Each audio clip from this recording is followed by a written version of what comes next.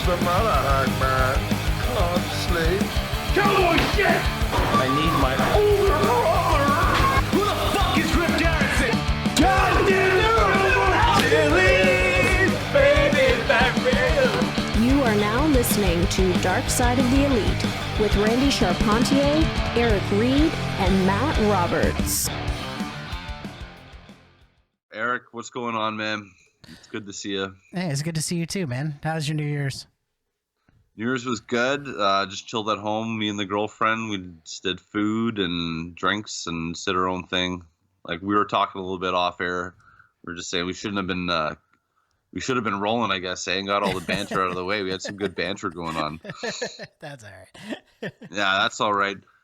For everyone at home, Randy's not with us today, so me and Eric are going to go through a special edition of AEW Dynamite this week and a special edition of Dark Side of the Elite, because we don't normally review Dynamite, but we thought with the news of the passing of John Huber, Mr. Brodie Lee this week, we thought we'd just do an AEW Dynamite review. Figured why not? I think this is going to be one of the great Dynamites and one that's going to go down in history, and like any wrestling fan that's been watching at this time, I don't think they're going to forget. No, definitely not. Definitely not. I think this one was probably by far my favorite Dynamite of the year. I actually wish we had did it before or I wish we had waited to do our best of 2020 until this episode came out, because it just made it on the cusp of the end of the year. And yeah, it could definitely go down as one of the best episodes of Dynamite this year, in my opinion. It was more than wrestling, right? It was real life shit. You know, it's not very often that like you get an episode of wrestling TV like this where so much real emotion, someone in the show and part of the wrestling like world and community like passes away, and he's so beloved and like impacts fans and everyone in the business like alike. And I know I can't put it into words. Everyone obviously who's listening to this has been following everything that's been going on, and it's really unfortunate, obviously. And I thought AEW really pulled out all the stops on this episode of Dynamite and really gave the fans an excellent episode of wrestling. So I thought all the matches, top to bottom, were just amazing. Everyone put in their best effort, and like there was literally not 1 second of the show tonight that dragged like at all. Absolutely. And not to mention, I think they did the life of Brodie Lee, a.k.a. John Huber. Or sorry, I should say John Huber, a.k.a. Brodie Lee. I think they did his memory justice with this. And not to mention, they treated his family extremely well in a very classy way to send him off. Absolutely. So we'll get into the show today. We have the 10 bell salute at the beginning of Dynamite with the whole roster on the stage. They have -1 Brodie Lee Jr. out there with them, and really touching. They give him the 10 bell salute before Dynamite kind of really gets going here with a Jon Moxley promo on Brodie Lee. And John really gives a heartfelt, like, impassionate speech about his memories of Brodie. I'm not going to try to do it justice. I hope everyone's watched this episode. But Jon Moxley really did a great job. And one line that stood out for me was John says, "Rage against the dying of the light." And wasn't that the line in our very first episode we cut Lance Archer saying? So that was in the Lance Archer promo that he cut against. It was on Dark. Is it against Kingston, maybe? I think so. It was like rage against the dying of the light. Yeah. And like, since that was our first episode and we cut that clip, and then I heard Moxley say that, and I was like, I don't know, like I was trying to connect it. Yeah, it's definitely the first thing I thought of when I heard it as well. I was like, oh my God, is that the Lance Archer promo? You know? Yeah, but no, great promo by Moxley. It was really awesome. And first match of the night, we have Matt Hardy, iconic Matt Hardy in Private Party. He's going against the Young Bucks and Colt Cabana. Boom, boom, baby. Boom, boom. And we get Chris Jericho out to the commentary desk, too. I love him on commentary. I thought the commentary team tonight was awesome in general. Excalibur, JR, Shivani, and Jericho. I thought it was just really great. They had excellent banter and were just They were a lot of fun to listen to. I think they're the best commentary team in wrestling right now. Like, especially with Jericho there, like, I just think it adds something to it, and they always do a great job. Absolutely. So on the entrances to this match, they made note of this on commentary. Is Colt Cabana throwing the paws up for the first time too? Has he never done that before? If you've noticed, every time he kind of like half puts it up, kind of his hand kind of shakes, or he acts kind of all awkward and funny and keeps his hand behind his back. He never actually, because his whole thing is he's not actually in the Dark Order, but he's just like this goof who's like the angle started with him like being recruited by Brodie Lee, but not being so like naive to what the Dark Order actually is. So he's never actually thrown the paws up. Okay, that kind of makes sense then. Like why he never I just thought it was up. Right. And then tonight is the night to finally do it. He finally threw it up. Yeah. I just thought that was noteworthy. Absolutely. But this was a really great match. Again, everyone like was just unbelievable tonight. I thought Jericho was hilarious on commentary. In a typical Young Bucks fashion, too, they get the Private Party and Matt Hardy. They get the heat on Matt Jackson. He just sold for most of this match. Yeah. Matt Jackson does end up hitting a twist of fate, and they hammer. They get a hot tag to Colt, and Colt does a really great sequence of moves like springboard moonsaults, and he hits the flying apple, or he runs his ass right in your face. That's right. I forgot about that. Right. One thing I noticed too, every Young Bucks match, you know how when they come out, they get the money guns shoot off and all the money flies everywhere? Yeah. I always notice during their matches, just the way the camera is now during the pandemic, filming the entranceway, just the money is everywhere. Yeah, it never. All- It's all like they match never long. seem to clean it up, right? They It's just don't clean it up. So every Young Bucks match is just like a huge mess in the background. And I always kind of catch myself just like, look at that fucking mess. Who's Who's cleaning that up? Yeah, who's cleaning that up? But this match was just full of great stuff. We get our Nick Jackson comeback where he does this amazing sequence, like the spin to the outside on the apron where he does the moonsault outside. Yeah. And then Matt Hardy and Private Party, they hit a gin and juice into a twist of fate, into a swanton bomb, which was followed up by a shooting star press.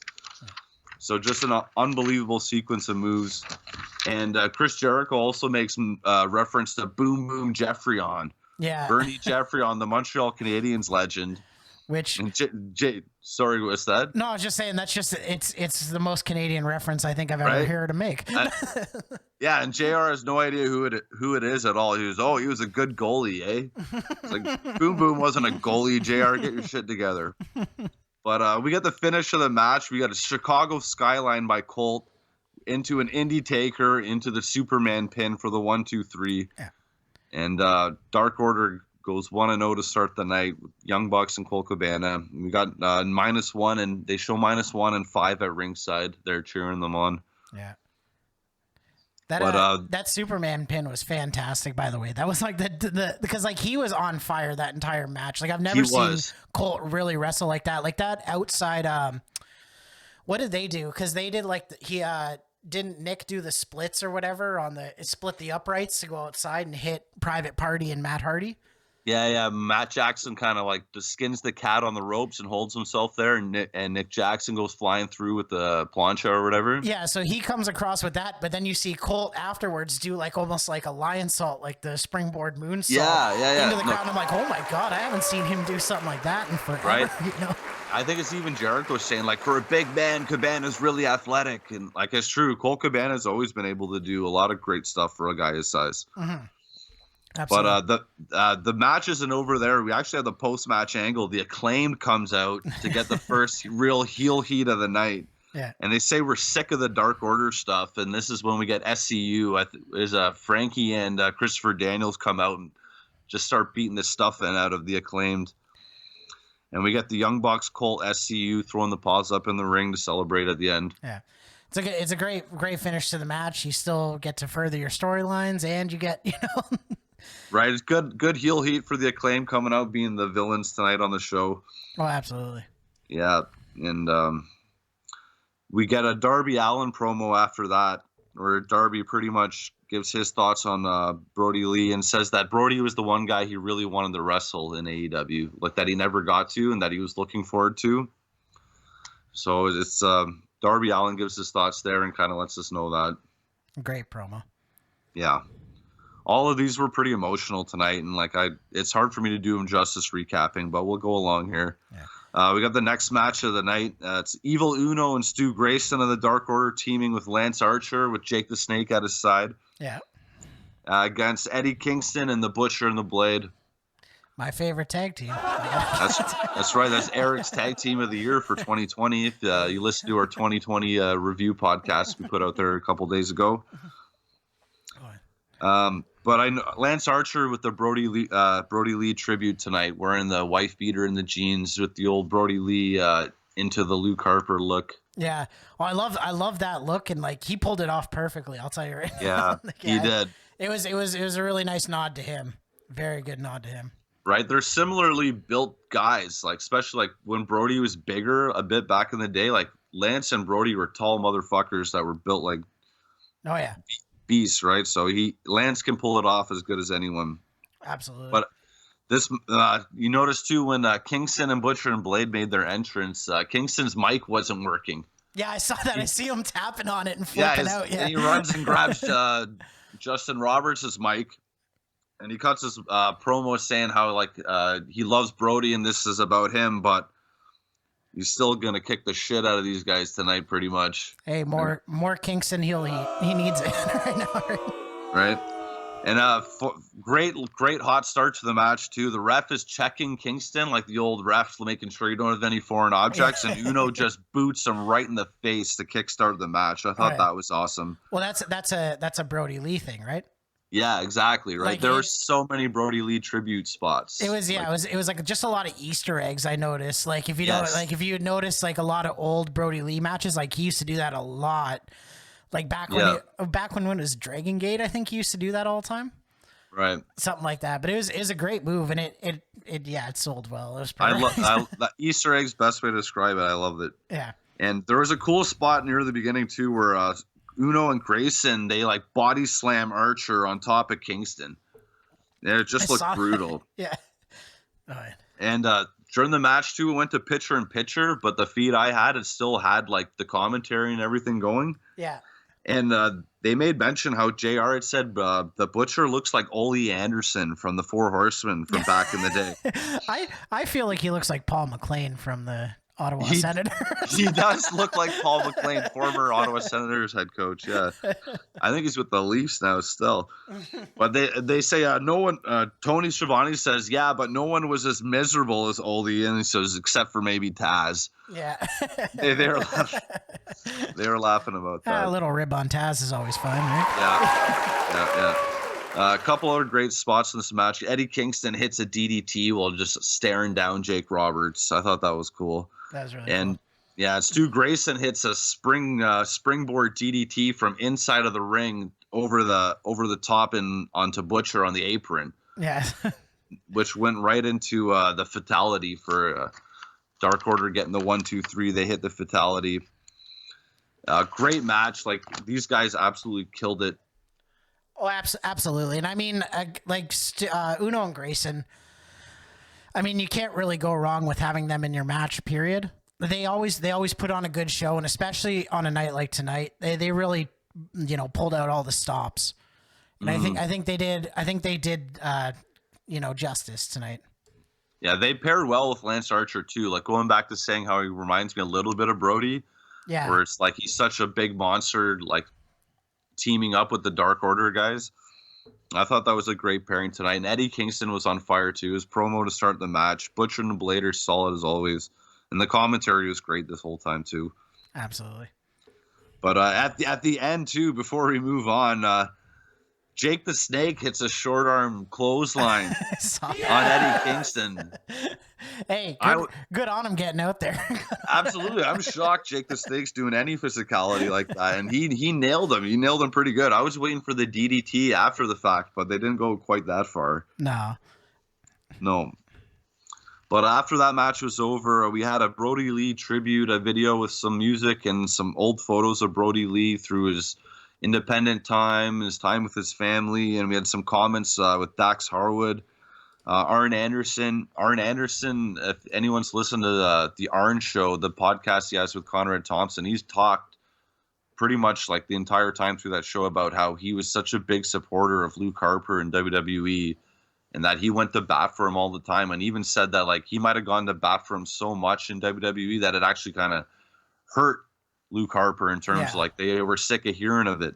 But like Arn Anderson, I know was really close with him, and I can imagine how hard this has hit him. They have Colt Cabana talking as well, and they have Ref Bryce Remsburg in tears talking about how if there was a Mount Rushmore of dads, that John Huber would be on that Mount Rushmore. Just really touching comments. I think it's overwhelming the amount of positive things coming from other wrestlers about Brodie Lee after his death. Like not one wrestler has one bad thing to say about him. No, I think it's just a testament to who he was, right? You know what I mean? He seems to have the respect of everybody in that locker room. Absolutely. Next matchup is one I was really looking forward to seeing. It's guys we've been following like crazy, reviewing BTE. It's Hangman Adam Page, John Silver, and Alex Reynolds going up against the team of the Inner Circle. We got MJF, Santana, and Ortiz, Proud and Powerful. And I thought it was cool, like Hangman during his entrance too didn't want any of the spotlight on himself, and he gave the wrap it up sign. Yeah. Said, let's get to the boys in the Dark Order. This is their night. And MJF, he comes out with new Puerto Rican tights and gear matching the boys in Proud and Powerful. And I'll say earlier in the day on Wednesday, MJF put out a little video showing it was Santana and Ortiz coming up to him backstage at Daly's place and giving him a box, like a Christmas gift. Yeah. But MJF didn't open it on the video, so it was kind of a teaser for that night's show. And I'm assuming that was the new gear that they had presented him with. So MJF looking fresh in his new digs. But John Silver also rocking Mr. Brodie Lee's gear too, the silver and black gear. Right. He looking like a mini Brodie Lee. Absolutely. Again, another fantastic Easter egg, a little fantastic nod to Mr. Brodie Lee. Yeah, Silver looked just like a little Brodie Lee out there, man. And boy, did he shine tonight, too. And JR had a good line, too, for John Silver. Said, the good, the bad, and the hungry. The good, the bad, and the hungry. Johnny Hungry. and probably one of my favorite little Easter eggs tonight was the papers. Yeah! That's right. We got the return of the papers, including Alex Reynolds and his new ring gear, too. I like Alex. He's got the long tights now. Yeah. Yeah, it's a better look for him, I think. Right, he's looking fresh in the new gear. He looked really good today too. But Alex Reynolds throws the papers at him to start the match. I don't know if he decked MJF or Butcher or the Blade, but he threw the papers in. Yeah. And also early in the match, Hangman did a spot with MJF where like they did a couple duck dives, and that's right. he threw the papers at MJF before MJF bailed out to ring. Yeah. Out of the ring, and he ended up trash talking -1 Brodie Lee Jr. out on ringside as well. He was right in his face. Oh, he was getting right in there. Yeah, MJF not afraid to get the heel heat tonight too. Oh yeah, right. So it's nice to see, and -1 is just enjoying every single second of it, right? Well, absolutely. I mean, like that's the thing, right? He is a wrestling fan. Absolutely. When it comes down to it. So you can tell he was very into it the entire time, right? There was a lot of videos on Twitter the last couple of days too showing Brodie Lee's son like backstage with the wrestlers throwing kendo stick shots and like doing moves and hanging out with them backstage, and they were filming it, and it was really nice to see that they integrated him to the show so much. It's really touching to see. But yeah, there was one cool spot early in this match too where they Santana and Ortiz kind of did like a reverse suplex and double flipping thing that MJF came in with like a cutter underneath on the way around. Yeah, that was nasty. Nasty. Yeah, I haven't seen that before. But and also Chris Jericho made a comment too when Shaq's name came up They're like, Shaq, maybe he'll show up one of these days. Which is something that I don't think we've talked about at all, is that fact of the Shaquille O'Neal Cody like angle. I think we only talked about it because I think after he was on Full Gear, right? Shaq was, yeah. Yeah, he it was Full Gear. Just standing backstage before the Young Bucks party. But he was also in the BT. champagne party, and then he was on Dynamite. And he was on BT as well, right? Yes. When they showed him walking back, and they're like, "Hey, Shaq." So you know what? It's not really all that crazy to think that he might be back. no. The joke is that like the angle was started. Like they did the big thing where Cody called out Shaq, and like Brandy got involved in the fight with. Oh my God, I'm so sorry. I can't remember her name right now. No, I know what you're talking about. But yeah, the Shaq angle seems to have stalled a little bit, and it's not clear if it was supposed to lead to a mixed tag match, but now Brandy's pregnant, or is it going to be a Shaq versus Cody match? But I don't know where that angle's going to go. I'd love to see him out there just whooping Cody's ass, let me tell you. Well, AEW's kind of been bitten in the butt with this before, because there was supposed to be like a Chris Jericho-Mike Tyson match back in the summer. That's right, I forgot about that. They did the big angle on Dynamite with that too, and it never led anywhere. And like the Shaq thing, it seems to be a little bit of a repeat, but we'll see. Yeah. But sorry, as an aside, back to the match. John Silver, when he gets tagged in, he does a crazy like sequence of moves that reminds me so much of that Cesaro spot a few years ago, where like there was multiple people around the ring and he hits this guy in that corner, over the top, it hits that guy, running forearm into the barricade, back up off the top rope. Yeah. And like John Silver was just on fire, like really awesome sequence. Oh yeah. And Silver hits this crazy like Canadian destroyer, but he hits it with just like the heels of his feet while he's going over the top of Buddy's head. Yeah. That was really nasty. Right? Yeah, sorry. Anyway, near the end of this match, Wardlow gets involved, and he decks Reynolds with a clothesline, and this is where we get one of the emotional moments of the whole show, is Eric Rowan, as Chris Jericho's calling him, which is quickly corrected by Excalibur saying is Redbeard, Eric Redbeard. Because I don't think they're supposed to be calling him Eric Rowan. But he comes out, attacks Wardlow, beats him off, chases him to the back. And at some point, too, -1 manages to nail MJF with the kendo stick on the outside, which leads to the finish. John Silver with the Brodie Lee mustache twirl into the discus clothesline in the 1-2-3. Yeah. And they celebrate. And Eric Rowan, or Eric Redbeard, makes his way back to the ring. And he's got a sign with him. It says, "Goodbye for now, my brother. See you down the road." And Dark Order, they celebrate with Eric Rowan. They got tears in their eyes. It's really cool to see someone that was so close to Brodie Lee, Luke Harper for so long, that Eric Rowan be in a moment like this. And it was one of the highlights of the night for me. That to me was like, for the entire show, that was like the biggest pop for me, was to see Eric Rowan come out, and it made perfect sense. Like, you know what I mean? Have him come out and help the Dark Order get the win. Yeah, it was I believe that's their first win on Dynamite. They've been like 0-8, right? That's right. You were mentioning that before. Yeah, me and you, I think we were talking this, like Silver and Reynolds were like 0-7 in Dynamite. Yeah, so I mean, now they got the win too. it makes perfect sense though to have Eric Rowan come out.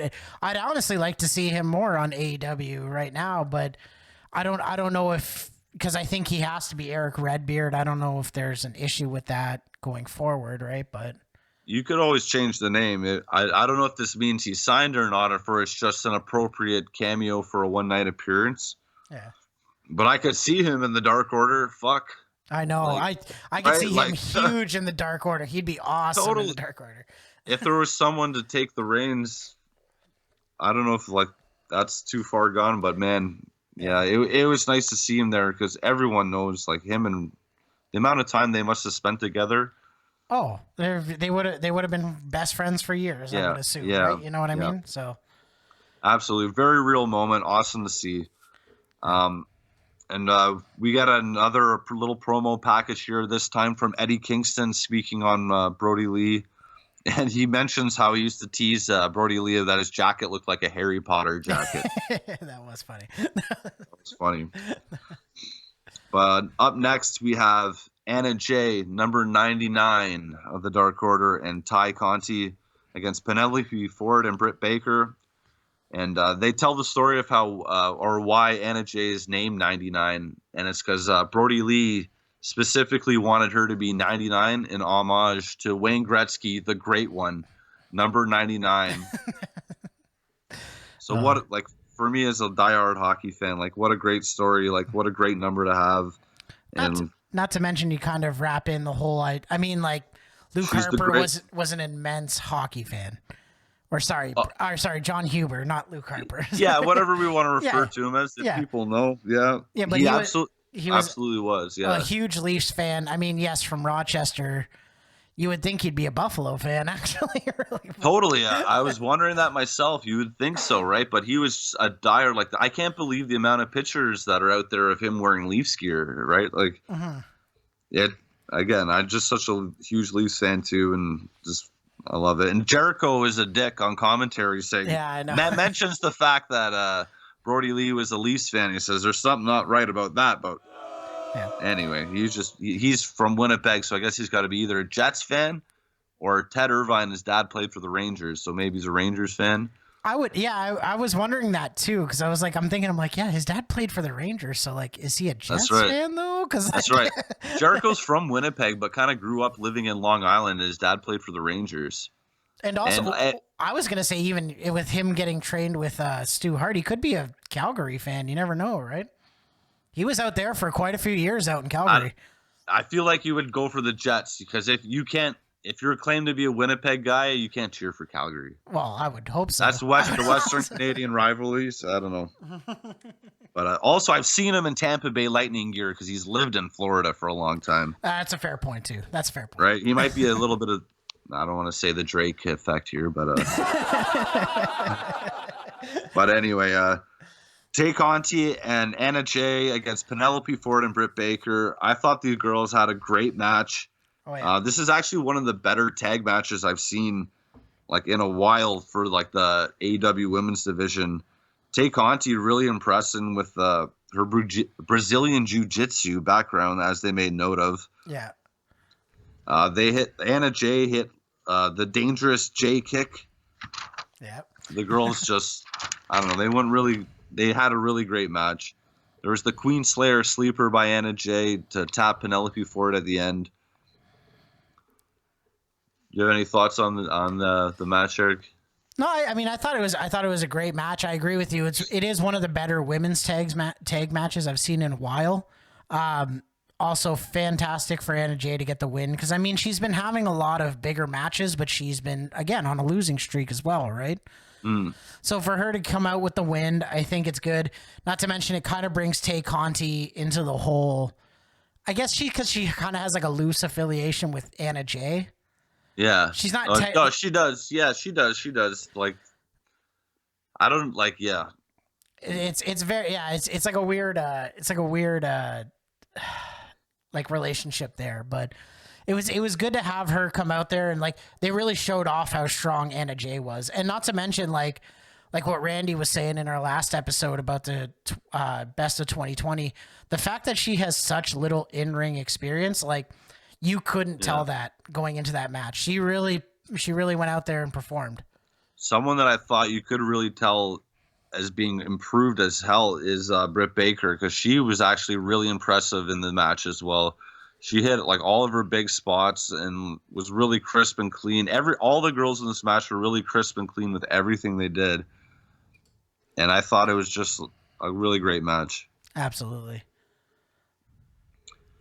At the end of the match, Britt Baker is not too happy about the fact that she tapped out and kind of thinks it's conspiracy. So we get Tony Schiavone into the ring for one of their interviews here.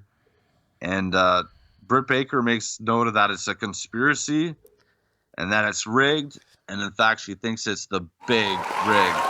in reference to Brodie Lee. Easter egg number what? 4 or 5 now we're up to, I think. Yeah. and this surprised me. Is Thunder Rosa runs out to attack Britt Baker at the end of it. Yeah, I think they have a brawl. I think they're trying to reignite that whole because that was going on like earlier in the year, right? Where those two were having some sort of issue, right? I think like in like May or June. Yeah, this is definitely like forwarding a program for sure. But I thought it was a great segment all in all. We get a Tony Schiavone and Britt Baker segment. And a great tribute from Britt Baker with the Big Rig reference. Absolutely. From there, we get the update on next couple weeks. I guess it's AEW New Year's Smash. Yeah. And they do a promo saying that Snoop Dogg is going to be the special guest next week. Because they're promoting that, what's the show called? Big Show. The Big Show show? Yeah. I thought that got canceled, didn't it? Not the Big Show show, Oh, okay. but there's the show Cody was on called like Big Show, yeah. Oh, okay. I wasn't sure. I know. I was like, excuse me? I tried watching the Big Show on Netflix, and it was not good. It got canceled anyways. It's unfortunate. It did. I watched like 3 episodes. I couldn't take anymore. I hear you. But next week, we got Kenny versus Ray Phoenix. And what they're already promoting is potential match of the year. I can see that. Well, it's definitely possible. We got a return of John Moxley next week. We'll see where John Moxley goes from here, because we haven't heard anything from him since he's lost the title. So we don't know what his next feud angle is. He going back after Kenny, or where does John Moxley go from here? Yeah, you would think he'd get at least a grudge match or something like that, right? WWE rules would state that you'll always get a automatic rematch clause. I guess fair point. It isn't WWE though, right? But yeah, I don't know if that applies in AEW. Don't get me wrong. But we also have a Hikaru Shida AEW Women's Championship match against Abaddon next week. Yep. That's going to be a pretty good match. I'm going to be interested to see Abaddon and what else she does to scare the shit out of Hikaru Shida. I think that's Cole's dream match right there. It's about about to come true. I like the spookies. I love that. So we also have Young Bucks and SCU against TH2 and the Acclaimed, which should be an amazing match. We got Jake Hager against Wardlow, which is kind of that. This is kind of a big match in the Inner Circle MJF world. Well, yeah, because I mean, you're basically pinning them against each other. I know there's kind of been contention with MJF joining with Wardlow too, right? So I guess it's trying to work out that storyline. Yeah, and every single Inner Circle segment, Hager and Wardlow are just staring at each other down, and they're always just like, "Fuck you, I'm the muscle." No, fuck you, I'm the muscle. Yeah, pretty much. Right? So now this is that Undertaker versus. Okay, I shouldn't say Undertaker versus Kane. What am I saying? Sorry, but maybe Diesel versus Sid. Yeah, that's a better reference. That's a better reference. I guarantee you they do that double big boot spot where they big boot each other in the face. Oh, absolutely. But we also we got Cody versus Matt Sydal. Yep. This is Matt Sydal's since coming in at what was it, the All Out Battle Royal, where he totally came in like a Shockmaster and botched right off the hop. Yeah. This is Matt Sydal's first real spotlight on Dynamite. He's had some good showings on Dark recently, so he's going to get a spot here with Cody. And we got Chris Jericho on commentary again next week. So I'm looking forward to that still. I'm definitely watching if that's the case. I'm there. Right. Also, they show a little bit for 2 weeks from now. It's going to be Darby Allin and Brian Cage for the TNT title. That's right. But next up, we got another Brodie Lee tribute video, this time from Chris Jericho, and he tells a story of them back in Saudi Arabia, I guess on WWE for one of those crown jewel trips. Mm-hmm. Chris Jericho lets us know his thoughts on Mr. Brodie Lee. It could potentially have been, because that was his last match in WWE was crown jewel, right? Yeah, he did that 40-man Royal Rumble or something, or was it that? Yeah, I think it was the Rumble. The one where was that the one where Tyson flew under the ring? Not Tyson. Oh my God. Oh, Titus O'Neil. Titus O'Neil, yeah. Titus O'Neil. That's one of the funniest moments ever. I know. If I could, I would throw it in right now as an audio clip. that might have been the Saudi show where it was supposed to be Undertaker versus Rusev in a casket match, and then they changed it to Chris Jericho in a casket match, and then they changed it back and made it Rusev again, and then Jericho ended up in the Royal Rumble instead. That's right. So yeah, that was probably from around the same time, you would think, right? Yeah. Next matchup tonight, we got Cody Rhodes, Preston Vance, number 10 of the Dark Order, and Orange Cassidy against Team Taz, Ricky Starks, Powerhouse Hobbs, and Brian Cage, with Arn Anderson and Taz respectively at ringside. Yeah. The commentary makes note of how Brodie Lee Jr. loves Preston Vance and number 10. He's one of his favorites. Yeah. And that this whole team was handpicked by him. His favorite wrestlers, Cody, 10, and Orange Cassidy against Team Taz. Match picked by Brodie Lee's son. Yeah. All the guys make their entrances. I just want to make note, Cody looks jacked. He comes out. Yeah. He's looking ready for a championship run, even though I'm wondering how one day they get around that stip where Cody can never challenge for the title again. You know what? It's, who knows? I think the whole thing is the fact that, well, maybe I shouldn't foreshadow. Maybe we can get back to that. Okay, fair enough. Because of what happens at the end. I will hold that back, though. I think I have something for that. Okay, fair enough. We will come back to that. Yeah. Just notes for the match. I don't want to go through everything, but I have some stuff here. I thought Will Hobbs, Powerhouse Hobbs, and Orange Cassidy, I thought Hobbs played that opening match spot that Orange always does, where he does the hands in the pockets and the kicking. I thought Hobbs did a really great where he teased a test of strength. Yeah. Like, oh, you want to do the Ultimate Warrior Hulk Hogan test of strength? So you get the hands up, then Orange teases it with the hands up too, and then hands in the pocket. And then the right? So I thought it was a creative way to get to it. And then Hobbs, again, he's like, I'm not going to take this shit. Grabs him by the hair and slams him down to the mat. Yeah. And Orange does the nip up while Hobbs is selling to the crowd. I guess there is a crowd. Yeah. It's third capacity, isn't it? Yeah, that's right.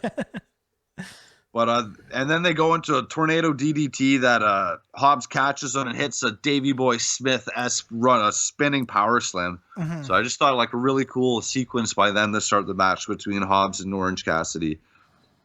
Absolutely. Also, at one point in the match too, Chris Jericho says that Ricky Starks, doesn't he remind you of a young Dwayne Johnson? Rock, Dwayne Johnson. I did find that a bit weird. Like, yeah, he's charismatic. I don't know if he reminds me of young Dwayne, though. Right, I think someone said, or they said, like, maybe it's the haircut. Yeah, that's possible. He does kind of look like a young Rocky Maivia, like not quite as big as The Rock was. Yeah. But yeah, I thought that was just a cool little reference there by Jericho. He needs that fanny pack and the turtleneck on, though, with the chain.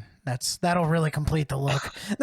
Oh my god! Yeah, if he did that on next year's Halloween show or something like that. Oh my god, that'd be great. He would look so much like that. Let the hair grow a little bit, get the chia pet going. But anyway, this match is great. As we mentioned earlier, like all the wrestlers on this show, they were unreal. Like they hit so many great spots. Cody gets some fire going. They make mention that Preston Vance is under a little pressure here to make sure it's a Dark Order clean sweep. Because every Dark Order match this far, they've won. And 10 does get a bit of a hot tag, and he hits a Brodie bomb, another little Easter egg for the night. And at one point, too, right after that, Ricky Starks hits a spear, and that lazy Orange Cassidy makes a save. Yeah. Where he kind of saunters in and kind of pushes him off for a save. And Jericho's like, that's lazy son of a bitch. That's the most effort he could put into making a save. And right after, Ricky Starks grabs Orange Cassidy for a Rochambeau, but that gets reversed to do a tornado DDT. Yeah. And Brian Cage hits a flatliner on Cody, a little Canyon reference there. Yeah. And pandemonium in the ring. Everyone's just hitting all their spots in. And then on the outside, Taz grabs a chair.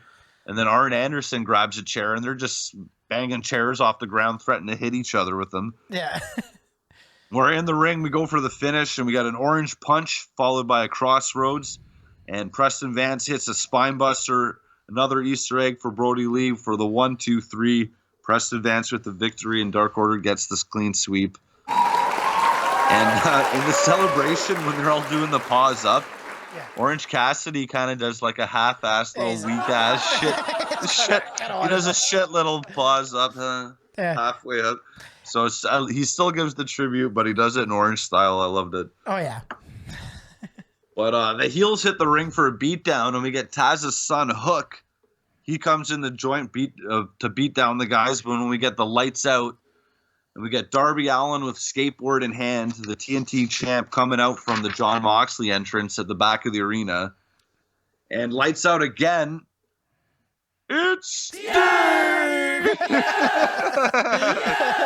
Sting's here again. We got a close-up on the snow machine, or the dandruff maker. They all come down with snow in their hair. Sting with his trusty baseball bat. They chase off Team Taz again. The big team of heels running scared. And Sting and Darby stand tall with Cody, Preston Vance, and Orange Cassidy, and they stand tall in the ring. You know what? I think this kind of goes against my 2021 predictions now. Because now you have Darby Allin and Sting on the same team.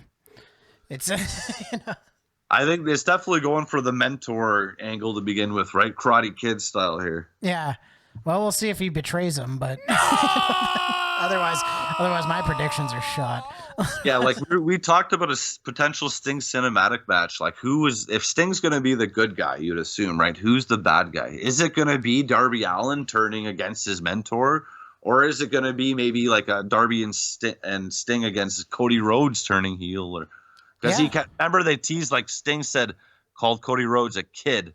That's and right. He kind of talked down to him on that promo on Dynamite, right? Mm-hmm. I forgot about that. Lots of Brodie chants in the arena. The fans were quite audible for this. It was nice to hear. Like, we get some Brodie chants, and at one point too, you can clearly hear someone yell, "Brodie fucking rules!" at the top of their lungs. It cuts right through. Yeah, I popped for that. I thought it was great. And Cody, he says a Samuel Johnson quote, that you can judge a man's character by how he treats somebody that can do him no good.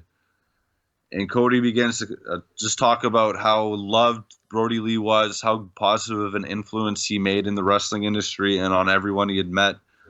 Again, go back and listen to it. I can't do it justice.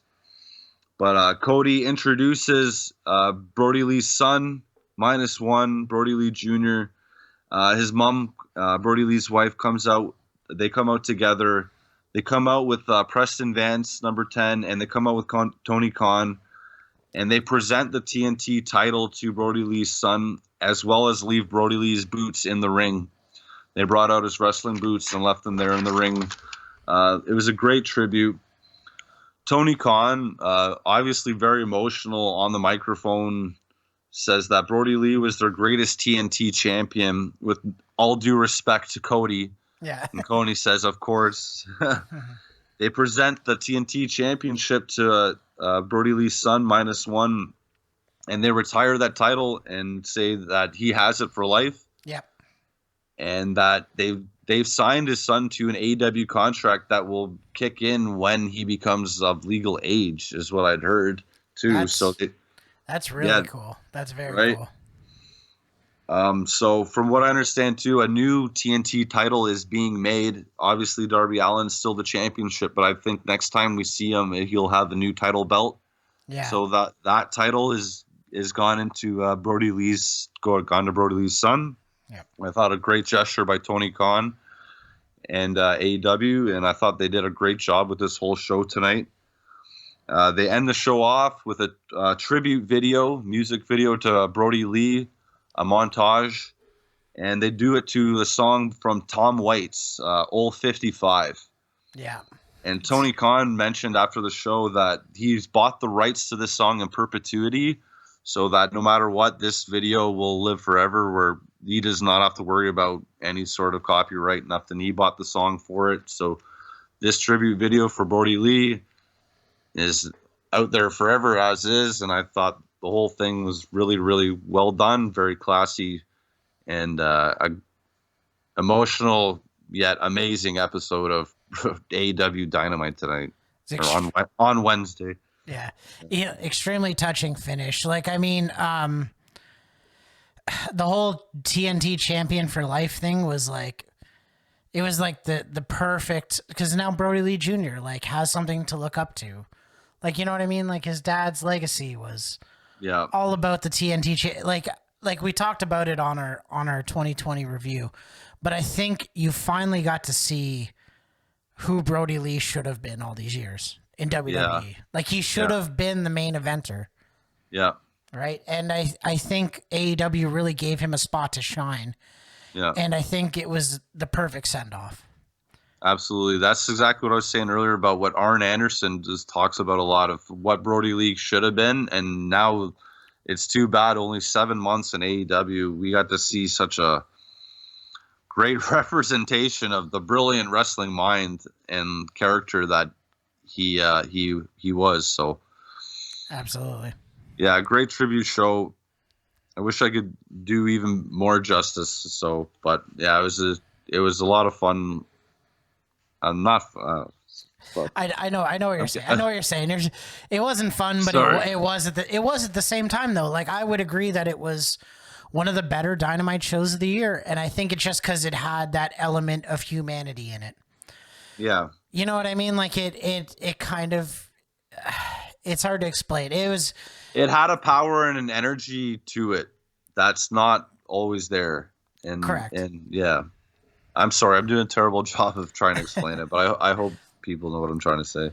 Well, I hope anybody who's listening to this or watching this on YouTube will go back and check out the full episode. I mean, I could watch that episode over and over again. I think it was one of the best episodes this year. Absolutely. Yeah, the wrestling was amazing too. Everyone put their heart and soul into everything tonight. It was unbelievable to watch. I think AEW really has just an awesome roster of talent right now too. Like, it was really on display tonight. Yeah. The one thing is funny though. I will circle back to it because I said we would. Yes. You know how you said that King Cody. I don't know how they're going to go around Cody challenging for the belt. Yes. With -1 being TNT champion for life, does that mean the TNT championship does not exist anymore? Is it something else?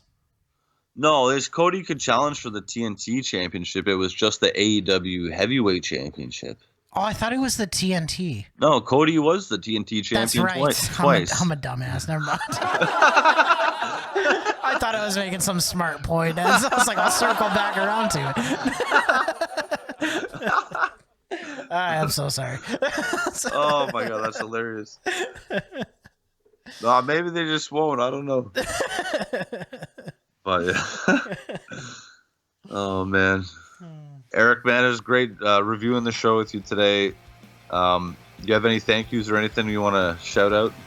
Absolutely. Why don't you go give us a follow over at Dark Side of the E on Twitter, Dark Side of the Elite on Instagram, and check out our Facebook group. It's called Dark Side of the Elite, as well as our Facebook page. Hopefully we'll have some cool stuff coming up soon there. We're looking to do a little bit more video streaming, a little bit more video in general. You get to see our wonderful faces. Oh my God. Matt, do you have anything you want to thank? I just want to thank everyone for listening. We really appreciate the support. Can't wait to keep doing the show each and every week for you guys. I have a blast doing it. And Randy, we'll see you next week. Absolutely. Randy, I'll see you in about 10 minutes when I text you to go for a smoke, but I will see you next week as well. Until then, join us. Throw the paws up.